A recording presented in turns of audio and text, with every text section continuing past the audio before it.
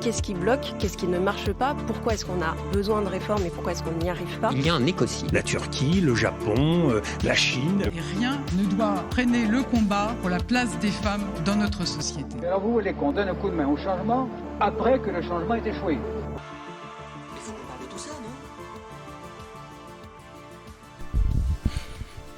Bonjour à toutes et à tous, ravi de vous retrouver pour un nouveau numéro de la petite conversation. Alors aujourd'hui numéro un peu spécial car on inaugure notre première série d'entretiens dans le cadre de la sortie prochaine d'une note de Terra Nova Jeune dédiée à l'élargissement de la base électorale de la gauche.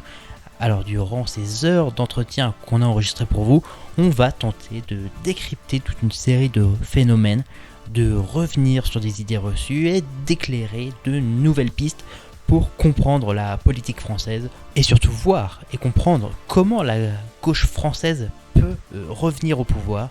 Alors premier épisode aujourd'hui, on vous propose d'écouter un entretien mené par Maya, membre de Terra Nova Jeune, qui dirige un travail autour du genre dans l'offre politique. Elle interroge Vincent Tibéri, auteur d'un ouvrage qui déconstruit le mythe de la droitisation française. Son ouvrage s'intitule La droitisation française, mythe et réalité, comment citoyens et électeurs divergent et est publié aux presses universitaires de France. Et tout de suite, je vous laisse avec Maya. Déjà, merci beaucoup d'avoir accepté notre invitation.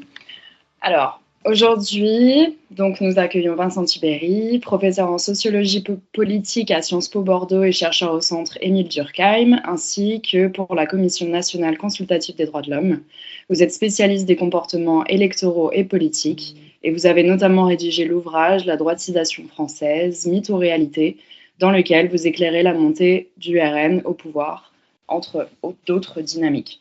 En effet, vous observez une droitisation des votes, mais pas des opinions, qui, à l'inverse, montre une augmentation de la tolérance dans le temps. Est-ce que vous pouvez, s'il vous plaît, nous présenter la construction de vos méthodes d'analyse et son point d'origine ? Oui, bien sûr. Et d'abord, merci de l'invitation. Alors, pour l'instant, le RN n'est pas encore au pouvoir, hein, et à mon sens, il en est pas loin, mais il n'y est pas encore, et c'est loin d'être fini et loin d'être gagné pour lui.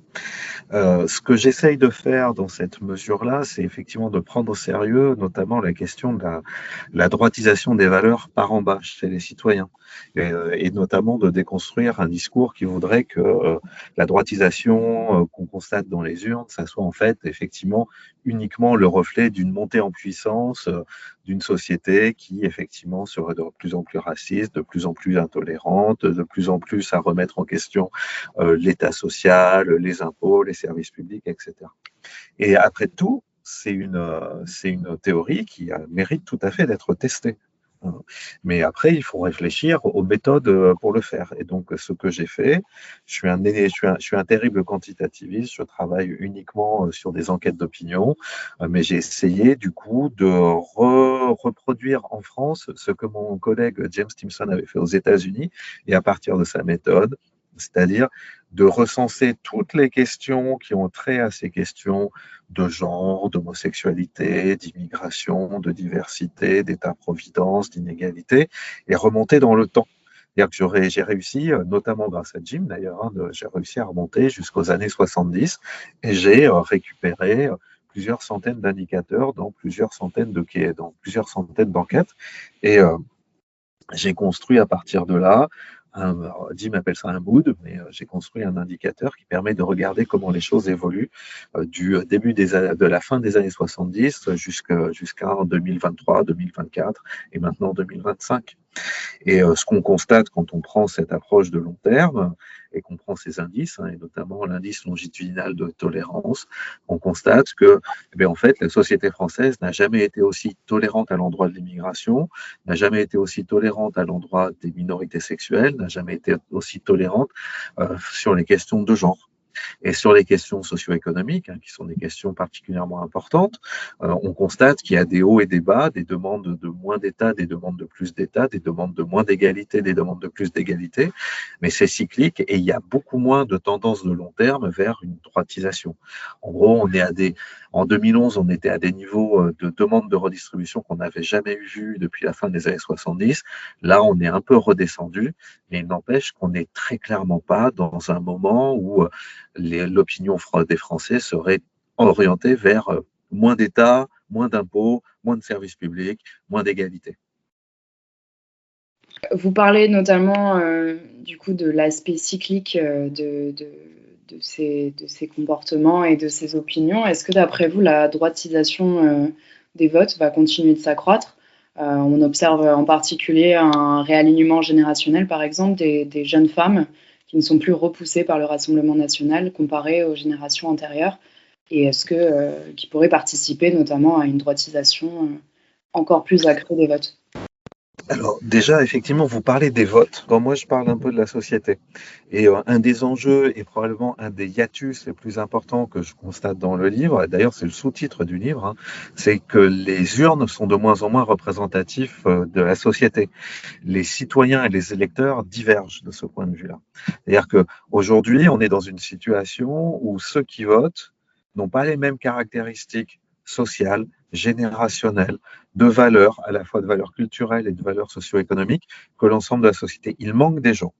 Et il manque notamment des ouvriers et des employés, il manque des jeunes, et au-delà des jeunes, en fait, il manque des générations.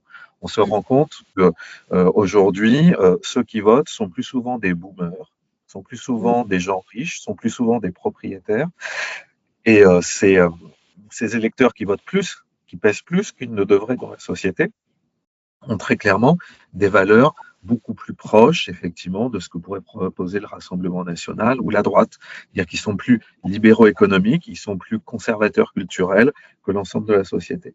Pour revenir à la question du coup des générations, il faut quand même bien avoir en tête que le renouvellement générationnel, c'est-à-dire la sortie du jeu des générations nées dans les années 30, désormais 40, etc., et l'arrivée des nouvelles générations des années 90 et maintenant 2000, c'est beaucoup plus un renouvellement vers moins de xénophobie, moins d'intolérance. Donc il faut faire très très attention quand on pense que, par exemple, le Rassemblement national serait désormais le parti de la jeunesse. Comme il n'est pas non plus le parti des ouvriers, il est le parti des ouvriers qui votent, mais quand vous réfléchissez à l'ensemble des ouvriers, quand vous regardez notamment les abstentionnistes, et on l'a encore vu au moment des municipales, mais vous vous rendez compte que le RN, en fait, compte pour à peine un quart de la classe ouvrière. C'est plus que pour la gauche, mais c'est très clairement le message qu'on devrait quand même avoir en tête, c'est que les ouvriers ne votent pas et donc rejettent l'ensemble de la population, l'ensemble de la classe politique, RN compris. Et on a le même phénomène dans les jeunes générations. C'est-à-dire que, en gros, parmi les moins de 40 ans, vous avez presque un électeur sur deux qui ne se déplace pas, sauf à certains moments particuliers, j'imagine qu'on pourra y revenir, mais la plupart du temps, ils n'y vont pas, et c'est notamment un message envoyé et à la gauche et à l'extrême droite. Et alors, ne parlons pas de la droite et de la Macronie, dont on sait c'est des alternatives politiques particulièrement rejetées. Donc, si on revient à la question des jeunes femmes et du rapport à l'extrême droite, soyons clairs, effectivement, Nona Meyer et Ania Durovic avaient montré que parce que c'est Marine Le Pen, il y avait effectivement un moindre rejet de la part des femmes de voter pour le Rassemblement national, mais déjà à ce moment-là, Ania et Nona montraient que c'était plutôt les femmes employées, les femmes des catégories populaires qui effectivement pouvaient se sentir attirées par le Rassemblement national. Ce n'est pas le cas de tout le monde. Et surtout, sur les questions de genre, aujourd'hui, pour l'instant, parce que c'est Marine Le Pen, on a l'impression effectivement qu'il n'y en a pas, à la différence de ce qui se passe pour l'AfD, à la différence de ce qui se passe pour le Reform Party, voire même pour les États-Unis. Mais si c'est Jordan Bardella, vraisemblablement que les choses vont être un peu différentes. On va revoir effectivement réémerger la question du masculinisme, on va revoir réémerger cet enjeu de la place des hommes et des femmes, et avec ce que Ania Durovic appelle notamment le nouvel antiféminisme, le nouveau masculinisme, qui peut effectivement polariser. Mais il n'empêche que quand on regarde au niveau des jeunes générations, en l'occurrence, et par exemple en 2022, c'était très très flagrant, le premier vote des jeunes générations, c'est d'abord la gauche en général, et en particulier Jean-Luc Mélenchon. Est-ce que cet écart qu'on observe entre les opinions et les votes s'est déjà produit auparavant de manière aussi marquée, par exemple, et comment est-ce que les partis, si c'est le cas, ont déjà pu le combler? Alors, c'est une sacrée bonne question et qui raconte vraiment quelque chose de ce que c'est que la politique et de ce que sont les votes. C'est-à-dire que dans une théorie un peu sociologisante, partant effectivement, enfin voyant la politique comme une espèce de superstructure, pour reprendre un vocabulaire très marxiste, vous pourriez penser que, grosso modo, ce qui se joue dans les urnes, c'est ce qui se joue dans la société. Or, c'est pas vrai.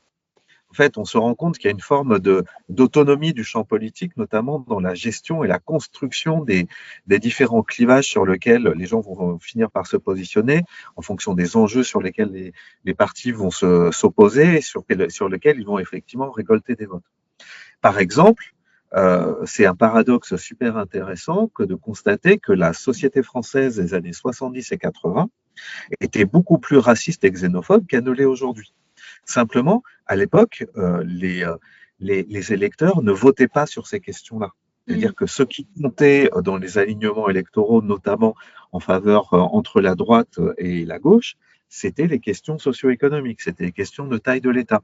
Autrement dit, parmi les électeurs de François Mitterrand, vous aviez énormément de gens qui considéraient qu'il y avait trop d'immigrés en France, par exemple. Mais ce n'était pas l'immigration qui pesait sur leur manière de construire la politique. Donc vous voyez qu'entre les urnes, la manière dont les débats sont construits, la manière dont une campagne est construite, notamment en termes de terrain, et la société, il n'y a pas reproduction, en fait. Il y a un travail de mise en avant de certaines valeurs plutôt que d'autres, de certains agendas plutôt que d'autres, de certains enjeux plutôt que d'autres.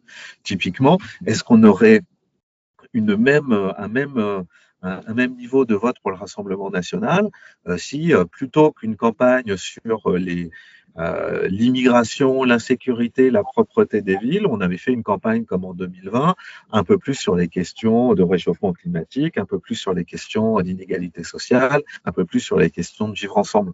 Vraisemblablement que les choses auraient été différentes, parce que vous auriez activé des valeurs différentes. Mais il n'empêche qu'on est aujourd'hui dans une situation où un des vrais soucis, qui n'était pas le cas avant, qui n'était pas le cas dans les années 70-80, c'est effectivement la montée en puissance d'une forme d'abstentionnisme intermittent ou de vote intermittent qui font que dans un certain nombre d'élections, il manque des voix dans les urnes et ces voix ne sont pas n'importe lesquelles.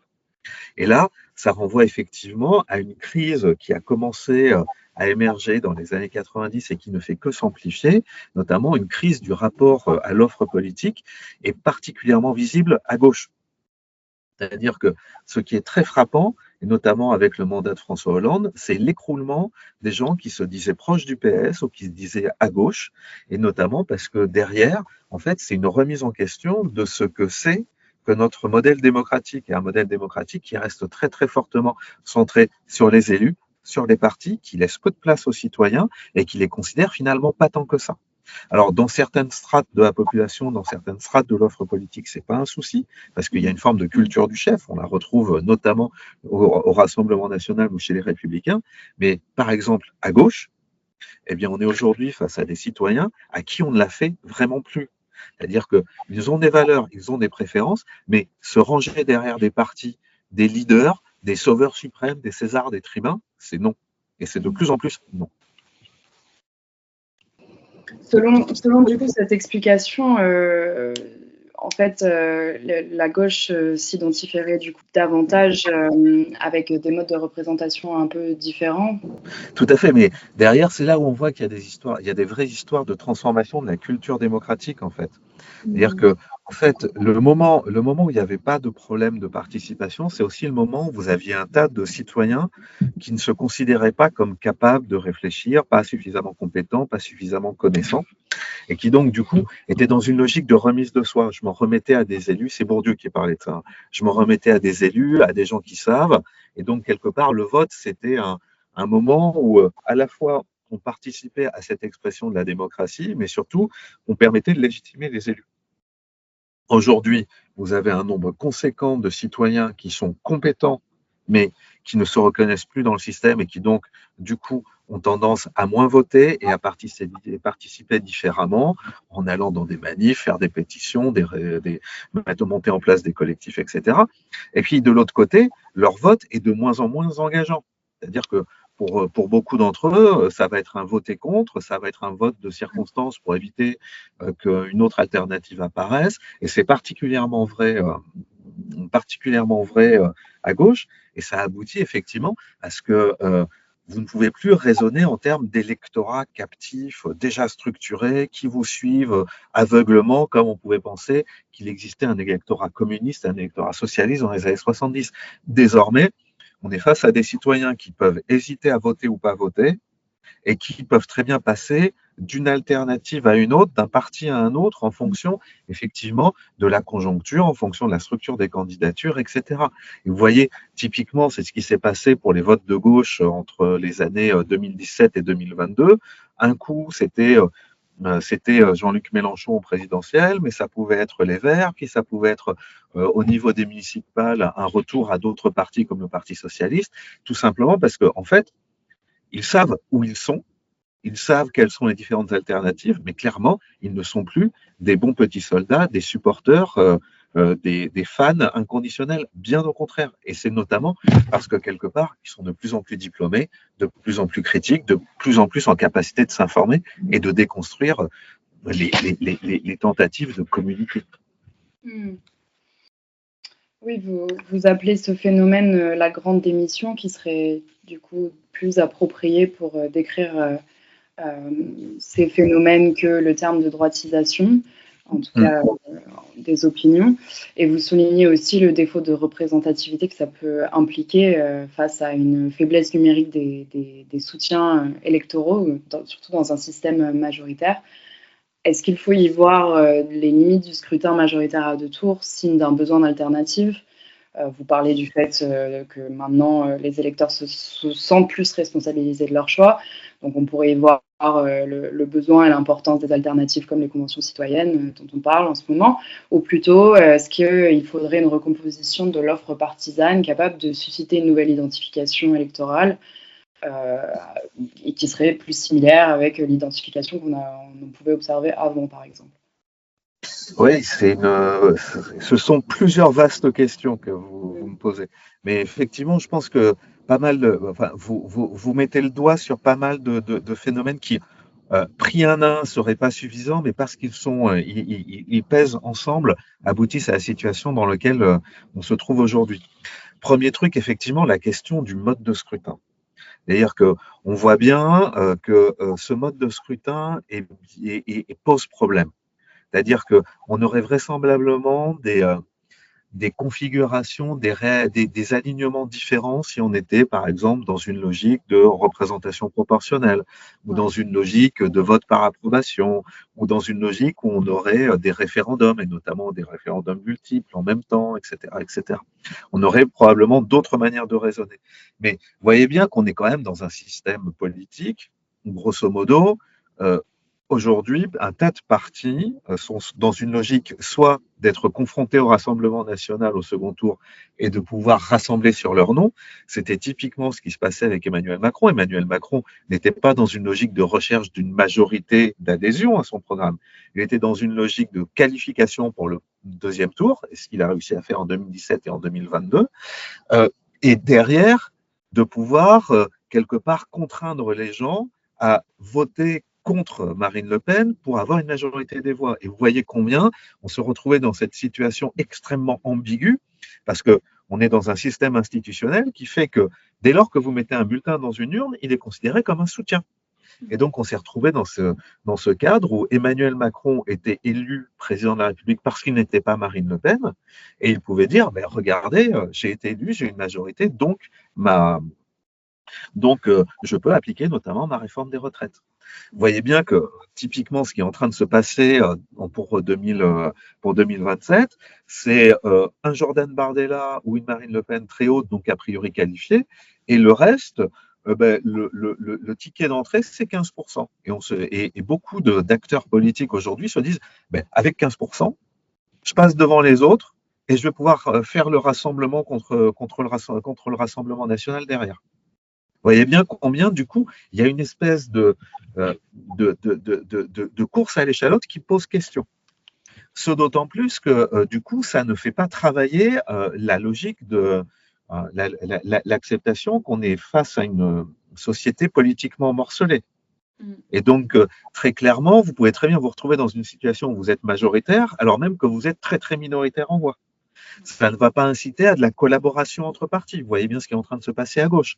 Où grosso modo, vous avez un Raphaël Glucksmann qui se dit 13%, 13-15% c'est jouable, un Jean-Luc Mélenchon qui se dit pareil, et allez hop, on ne va pas être dans une démarche unitaire, on y va à fond. Donc ça, c'est un premier truc. Le deuxième truc, c'est qu'effectivement, on est aussi dans un modèle démocratique très très centré sur la figure des élus et sur des élus au sens vertical du terme, que ça soit le modèle présidentiel français où grosso modo quand vous avez la majorité au Parlement, vous pouvez tout décider tout seul, mais on a le même dispositif quelque part au niveau local entre les intercommunalités qui grosso modo ont de plus en plus de pouvoir mais de moins en moins de responsabilités démocratiques, et puis des maires qui pendant longtemps pensaient qu'ils pouvaient gérer leur municipalité sans avoir à se soucier des citoyens, des associations, de l'opposition, etc., etc. En fait, on est dans un système qui reste très très fortement peu considérant et en tout cas très très fortement centré sur les élus. Là où à côté, vous avez d'autres cultures qui existent, qui prennent en compte effectivement la diversité des opinions, c'est les systèmes de représentation proportionnelle scandinaves, d'autres qui essayent de mettre de la place pour les citoyens. Je pense notamment au modèle irlandais qui fait des conventions citoyennes et ces conventions citoyennes débouchent directement sur des référendums et ces référendums aboutissent à une transformation de l'avortement, à une acceptation, une légalisation de l'avortement, une légalisation du divorce, enfin, etc. Des gros changements parce qu'ils prennent au sérieux leurs citoyens, y compris d'ailleurs pour des traités européens. Et vous voyez bien qu'effectivement, en plus, en France, on a testé. On a vu ce que ça donnait des conventions citoyennes. Ce que j'essaye de dire régulièrement quand je suis interrogé sur ça, c'est qu'on n'a jamais eu autant de citoyens à même de jouer leur rôle, qui ont le niveau de diplôme, la capacité et la volonté de s'informer, qui en plus ont les moyens d'aller chercher de l'information et sont capables de réfléchir et de discuter. Et on voit que les conventions citoyennes sur le climat, sur la fin de vie, sur les rythmes scolaires, aboutissent effectivement à des résultats qui sont loin d'être aberrants. Au contraire, ça montre une très très belle qualité démocratique, d'écoute, de réflexion, de débat, d'organisation de ces débats, etc. Et donc, vous voyez bien qu'on est quand même dans un truc assez fascinant. Sur la fin de vie, il y a eu une convention citoyenne, les gens ont bossé, et puis, pouf, ça aurait pu déboucher sur un référendum, mais non. Et ça a été notamment bloqué par la classe politique, et particulièrement au sein de la classe politique, par Emmanuel Macron, alors même qu'il était à un moment où sa légitimité était largement entamée. Oui, merci. Vous avez tout à l'heure évoqué la démission qui se manifeste du coup particulièrement à gauche, où on a un rejet plus important de la logique de remise de soi. Je voulais vous poser la question puisque nous travaillons actuellement sur une note qui analyse le genre comme outil électoral, dans laquelle j'émets l'hypothèse qu'une offre politique de gauche structurée autour d'un féminisme populaire qui serait entendu comme un socle programmatique au-delà d'un marqueur symbolique serait susceptible de remobiliser des catégories populaires qui sont fortement féminisées. D'après vous, est-ce que la gauche peut créer un vote d'adhésion et ainsi combler cet écart ou au moins répondre à la logique de démission? Alors, je me méfie maintenant quand c'est Terra Nova qui me demande des notes, parce que la dernière fois que j'ai participé aux travaux, ça a donné cette note dont on parle encore de 2011-2012 sur la nouvelle majorité. Et comment dire, ils n'avaient pas très très bien compris vos homologues de l'époque, ce que je disais. Donc, restons prudents. Néanmoins, ce qui me paraît moins essentiel, c'est qu'effectivement, si la gauche veut l'emporter, c'est qu'il faut qu'elle soit forte sur l'ensemble de ses valeurs. Et l'ensemble de ses valeurs, c'est le social, le culturel, le genre, mais également l'écologie. Et tout ça fonctionne ensemble, en fait. Et un des enjeux, c'est effectivement, vous voyez bien que notamment vos adversaires tendent à essayer de vous faire dire que l'écologie, ça n'a rien à voir avec les inégalités sociales, que les inégalités sociales, vous n'êtes plus capable de les adresser, notamment à cause de la note Terra Nova, tout ça. Bon, très clairement, le genre, c'est du social.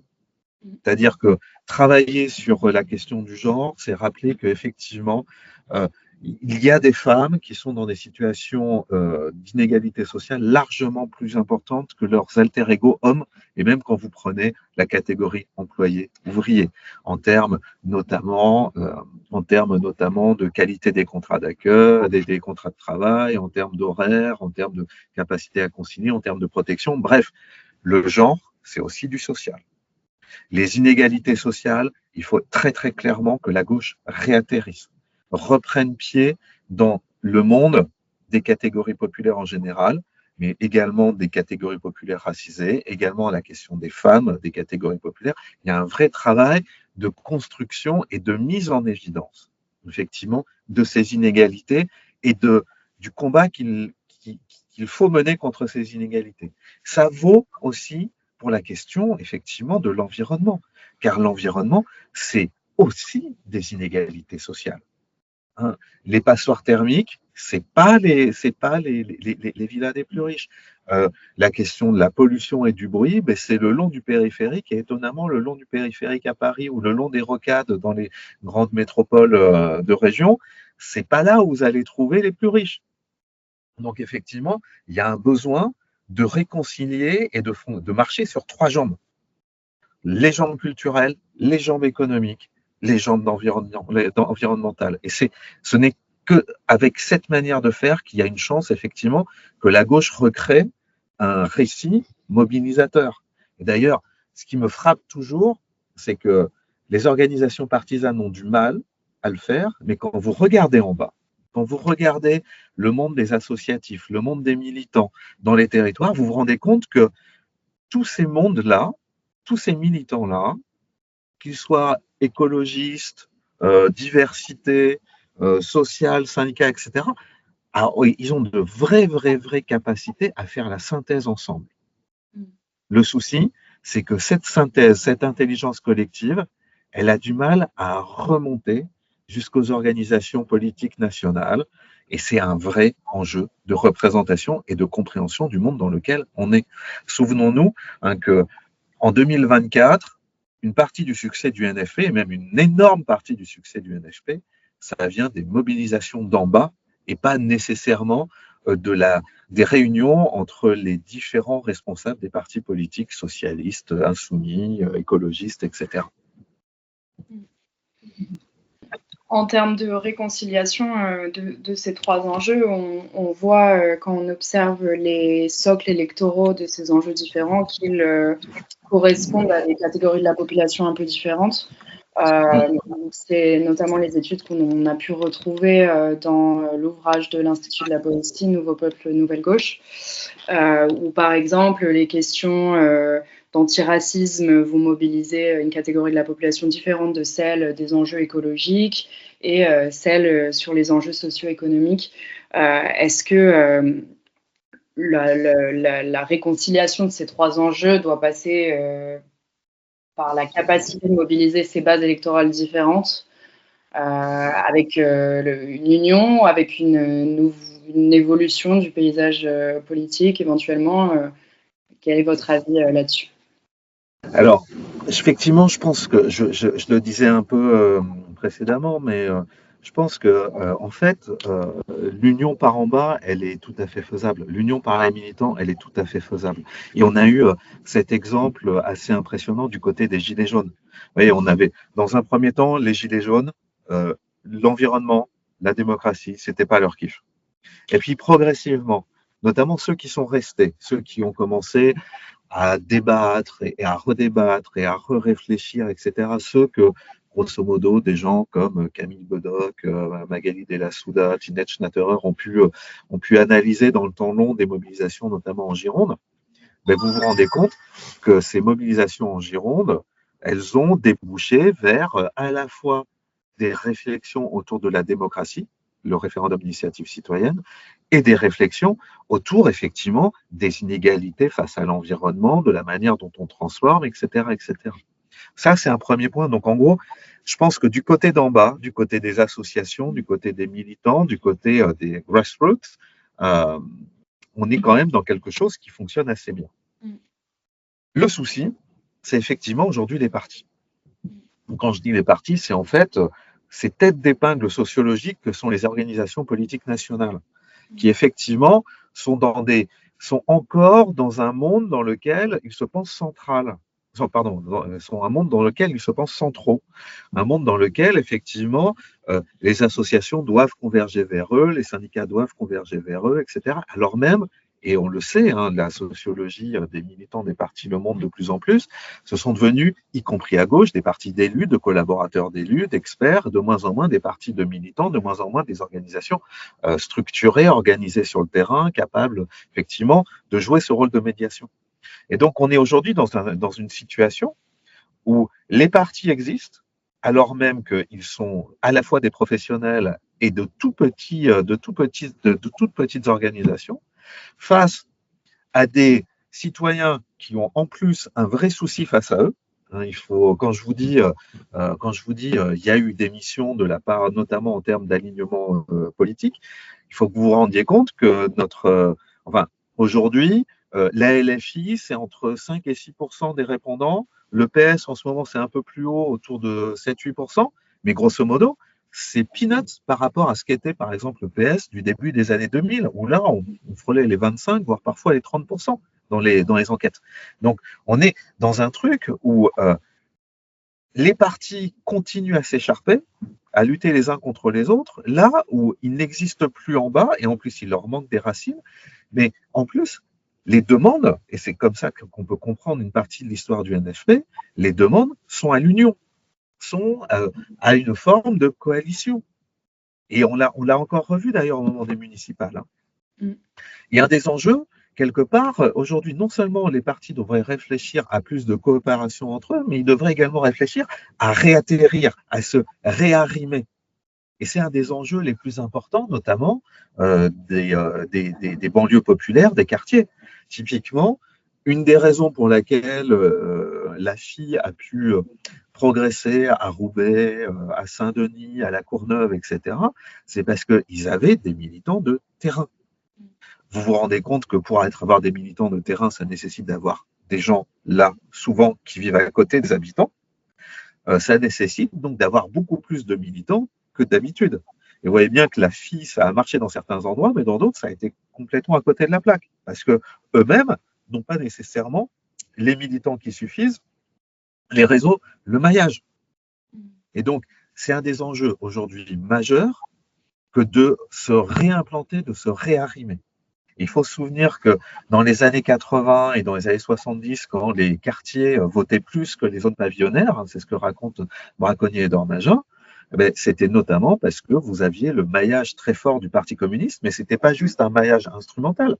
C'est que les militants du PC vivaient à côté, et étaient reconnus par les habitants de ces quartiers. Merci beaucoup. C'est tout pour moi au niveau des questions. Merci pour vos éclairages qui étaient très très précieux pour nous. C'était un plaisir de vous avoir et personnellement, hâte de voir vos prochains travaux. Merci beaucoup et bon courage. J'ai titillé, mais parce que je pense qu'il y a un besoin d'engueulade.